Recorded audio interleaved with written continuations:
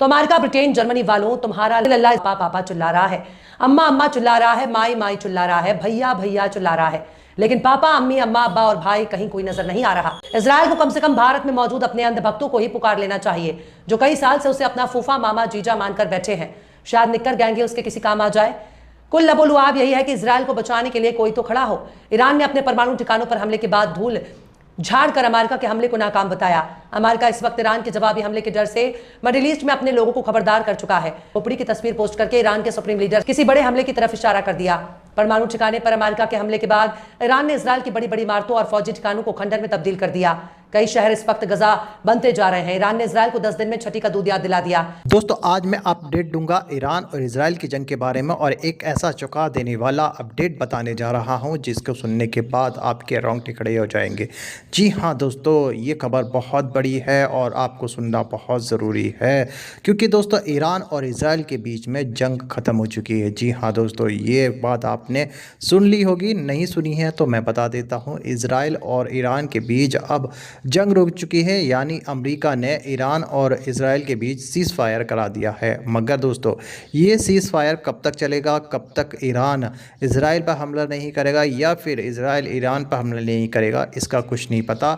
दोस्तों, ये जंग कहाँ तक जाएगी अभी इसकी कोई गारंटी नहीं है, क्योंकि दोस्तों अभी जो अपडेट आ रही है वो ये है कि ईरान अभी भी बहुत ज़्यादा गुस्से में है और अपने बदला लेने के लिए वो अड़ा हुआ है। दोस्तों, अभी मैं आपको जो वीडियो दिखाऊंगा उस वीडियो में सारी जानकारी, पूरी डिटेल और सच्ची खबर के बारे में पता चलेगा, और आपको पता चलेगा कि ईरान के साथ कैसे सीज़ फायर हुआ है इजराइल के बीच में। मगर दोस्तों, ये वीडियो दिखाने से पहले मेरी आपसे गुजारिश है, आज का मेरा ये वीडियो पूरा एंड तक ज़रूर देखना, और अगर आप मेरे चैनल पर नहीं आए हो चैनल को ज़रूर सब्सक्राइब करना, साथ में इस वीडियो को ज़्यादा लोगों में शेयर ज़रूर करना।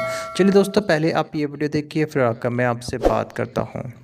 तुमसे पहले वो जो एक शख्स यहाँ तक तनशी था, तुमसे पहले वो जो एक शख्स यहाँ तक तनशी था, उसको भी अपने खुदा होने पे इतना ही यकीन था। तो अमेरिका, ब्रिटेन, जर्मनी वालों तुम्हारा लल्ला पापा चिल्ला रहा है, अम्मा अम्मा चिल्ला रहा है, माई माई चिल्ला रहा है, भैया भैया चिल्ला रहा है, लेकिन पापा, अम्मी, अम्मा, अब्बा और भाई कहीं कोई नजर नहीं आ रहा। इजराइल को कम से कम भारत में मौजूद अपने अंधभक्तों को ही पुकार लेना चाहिए, जो कई साल से उसे अपना फूफा, मामा, जीजा मानकर बैठे हैं। शायद निक्कर गैंगे उसके किसी काम आ जाए। कुल लबोलुआब यही है कि इजराइल को बचाने के लिए कोई तो खड़ा हो। ईरान ने अपने परमाणु ठिकानों पर हमले के बाद धूल झाड़कर अमेरिका के हमले को नाकाम बताया। अमेरिका इस वक्त ईरान के जवाबी हमले के डर से मिडिल ईस्ट में अपने लोगों को खबरदार कर चुका है। खोपड़ी की तस्वीर पोस्ट करके ईरान के सुप्रीम लीडर किसी बड़े हमले की तरफ इशारा कर दिया। परमाणु ठिकाने पर अमेरिका के हमले के बाद ईरान ने इजराइल की बड़ी बड़ी इमारतों और फौजी ठिकानों को खंडर में तब्दील कर दिया। कई शहर इस वक्त गजा बनते जा रहे हैं। ईरान ने इजराइल को 10 दिन में छठी का दूध याद दिला दिया। 13 दिन होते होते कहीं उसका 13वां ना निकाल दे। इजराइल चिल्ला रहा है, अमेरिका तुम कहाँ? सजनी अपने बलमा को पुकार रही है, लेकिन हालात को देखकर कह रही है कि अरे बाप रे बाप, ट्रंप ने हमको कहाँ लाकर फंसा दिया। सजनी सज धज कर बलमा के इंतजार में बैठी रही, पर बलमा के आने से पहले ही ईरान ने बत्ती गुल कर दी। इजराइल ने सोचा था कि ईरान पर अमेरिका के हमले के बाद ट्रंप उसके साथ मिलकर ईरान पर हमला करेगा, पर ट्रंप तो अरमानों के चिराग जलाकर फुर हो गया। ट्रंप बाबू सिर्फ मिस कॉल देकर फुस हो गए। ईरान के हमले से बचाने के लिए कोई भी इजराइल की मदद में आगे नहीं आ रहा। इजराइल को चाहिए कि वो फिल्म सिटी के एंकर और एंकरों को ही ईरान की मिसाइलों को रोकने में काम लगा दे, क्योंकि इजराइल के खिलाफ ईरान के इंतकाम से भारत की गोदी मीडिया का कलेजा जल रहा है। पूरा तिल अवीव उजड़ गया, हाइफा तबाह हो गया, जेरूसलम धुआं धुआं हो गया, पर अभी भी गोदी मीडिया फूफा नेतन्याहू के चरण धोने में लगा हुआ है। लेकिन ईरान ने अमेरिका समेत पूरी दुनिया को लपेट दिया है। ईरान ने बाज़ाफ्ता तौर पर गल्फ स्ट्रीट ऑफ हार्मुज को बंद करने की तैयारी कर ली है, जिसके बाद दुनिया भर के कारोबार पर असर पड़ना तय है। जिसके बाद ईरान से चीन से सिफारिश करके ईरान को मानने के लिए कह रहा है, यानी पूरी तरह से कैपिटलिज्म कमर तोड़ने के लिए ईरान एक्शन ले रहा है, जिसकी उम्मीद बड़े बड़े विश्व गुरु को नहीं है। आखिर कैसे अमेरिका को नाक रगड़ने के लिए मजबूर कर रहा ईरान? आखिर कैसे ईरान को मनाने के लिए अमेरिका कर रहा चीन से सिफारिश? आखिर कैसे अपने समंदरी इलाके में इजराइल, अमेरिका और यूरोप की कमर तोड़ने पर तुल चुका ईरान? बताएंगे आपको और भी बहुत कुछ। लेकिन आप अगर हमारे चैनल पर नए हैं और पहली बार हमारी वीडियो को देख रहे हैं, तो आप हमारे चैनल टाइम्स मेल को सब्सक्राइब कर लें, वीडियो को लाइक कर दें और बेल आइकन का नोटिफिकेशन बटन भी प्रेस कर दे ताकि बिना देरी हमारी हर खबर आपको मिलती रहे। लौटते हैं आप खबर की तरफ। अमेरिका ने इजराइल के साथ मिलकर ईरान पर हमला किया। नेतन्याहू ने ट्रंप को शाबाशी दी। ट्रंप ने नेतन्याहू की पीठ थपथपाई, लेकिन ईरान ने अब नेतन्याहू की पीठ छीलना शुरू कर दिया, जिसके निशान तेल अवीव से लेकर वॉशिंगटन तक नजर आ रहे हैं। ईरान ने इजराइल के शहरों का नक्शा बिगाड़ दिया। अगर एक भी मिसाइल थोड़ा सा भी बहकने की कोशिश करेगी तो नेतन्याहू इब्लिस की जमात में शामिल हो जाएंगे। पर इतना तो तय माना जा रहा है कि अब यह जंग बड़ी हो चुकी है। लेकिन ईरान ने सीधे सीधे सारा गुस्सा इजराइल पर उतार दिया। अमेरिका खुद के लोगों पर हमले का इंतजार कर रहा है ताकि वो ईरान के खिलाफ मैदान जंग में उतर सके। लेकिन ईरान को भी मालूम है कि इब्लिस अकेला नहीं आएगा, वो अपने साथ खबीसों की पलटन लेकर आएगा। लिहाजा वो अमेरिका के बजाय उसके चेले इजराइल पर सारा गुस्सा उतार रहा है। ईरान अपने तीनों परमाणु ठिकानों को महफूज बता रहा है, जिसकी वजह से अमेरिका का मजाक बन रहा है। पर असल मजाक तो इजराइल बन चुका है। वो कब से इस जंग में उतरकर ईरान पर हमला के लिए बोल रहा है, लेकिन अमेरिका सीधे इस जंग में कूदने से परहेज कर रहा है। पर रात होते ही ईरान अपनी आतिशबाजी शुरू कर देता है, और आसमान में आतिशबाजी का मजा तो रात में ही आता है।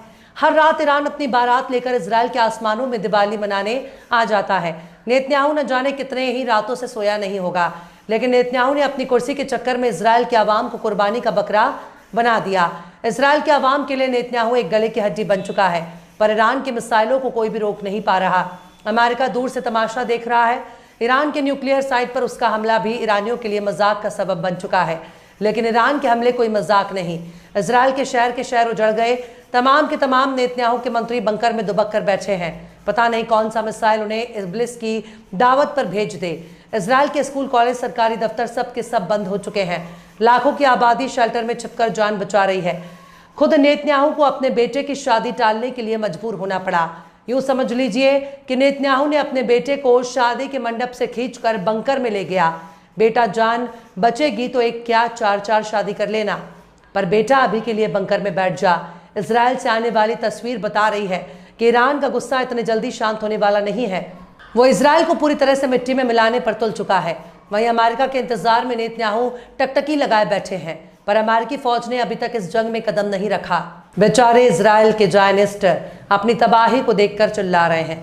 अमेरिका, ब्रिटेन, जर्मनी और फ्रांस को बुला रहे हैं, पर कोई भी सामने नहीं आ रहा। खुद अमेरिका अपने लल्ला इजराइल को बचाने नहीं आ रहा। लेकिन अब तो ईरान स्ट्रेट ऑफ हार्मोज को बंद करने जा रहा है। इसी रास्ते से दुनिया में तेल और गैस की सप्लाई होती है। अमेरिका खुद पर हमले का इंतजार कर रहा है, पर ईरान ने बिना हथियार चलाए ही अमेरिका को घुटने पर ला दिया। अमेरिका अब ईरान के फैसले से इतना मजबूर हो चुका कि वो चीन से सिफारिश कर रहा है कि वो ईरान को ऐसा ना करने के लिए समझाए। यानी ईरान ने अमेरिका की दुखती रग पर हाथ रख दिया। वहीं दूसरी तरफ लाल सागर पर पहले ही अंसारुल्लाह यानी हूती ने नाकेबंदी लगा रखी है। इजराइल और अमेरिका को मार मार कर लाल सागर में लाल कर चुका है। लिहाजा हूतियों ने भी जंग का ऐलान कर दिया। तो ऐसे में अमेरिका और यूरोप अपना कारोबार कैसे करेंगे? लेकिन अगर ईरान ने स्ट्रेट ऑफ हार्मोज को बंद कर दिया तो इससे सिर्फ अमेरिका और यूरोप ही नहीं बल्कि बहुत से देशों की खाट खड़ी हो जाएगी। क्योंकि जैसे अपने इलाके में हर कोई विश्वगुरु होता है, ठीक वैसे ही अपने इलाके में ईरान भी विश्वगुरु है। यानी ईरान इस वक्त पूंजीवाद की पेट पर लात मारने की तैयारी में जुट चुका है। लेकिन इजराइल अपने भलाई के लिए क्या कर सकता है? अब शायद इजराइल के लोगों को बंकर में रहने की आदत डालनी लेनी चाहिए। इजराइल के भीतर के हालात बता रहे हैं कि फूफा नेतन्याहू को कहीं इजराइल छोड़कर फरार ना होना पड़े। बहरहाल चलते चलते आखिर में रिजवान मुकीम ने भी क्या खूब फरमाया है। सदियां गुजार दी यहाँ लम्हे को काट कर, सदियां गुजार दी यहाँ लम्हे को काट कर, रास्ता बना चुका हूँ मैं रास्ते को काट कर। दोस्तों देखा आपने ये वीडियो, मुझको पूरी उम्मीद है ये वीडियो देखकर आपको ईरान और इजराइल की जंग के बारे में पूरी डिटेल के साथ पता चल चुका होगा। दोस्तों आपकी क्या राय है इस वीडियो के बारे में मुझे कमेंट बॉक्स में कमेंट कर ज़रूर बताना। दोस्तों आज के वीडियो में बस इतना ही। मैं फिर मिलूँगा ऐसी ही दूसरी वीडियो के साथ, तब तक के लिए खुदा हाफिज़।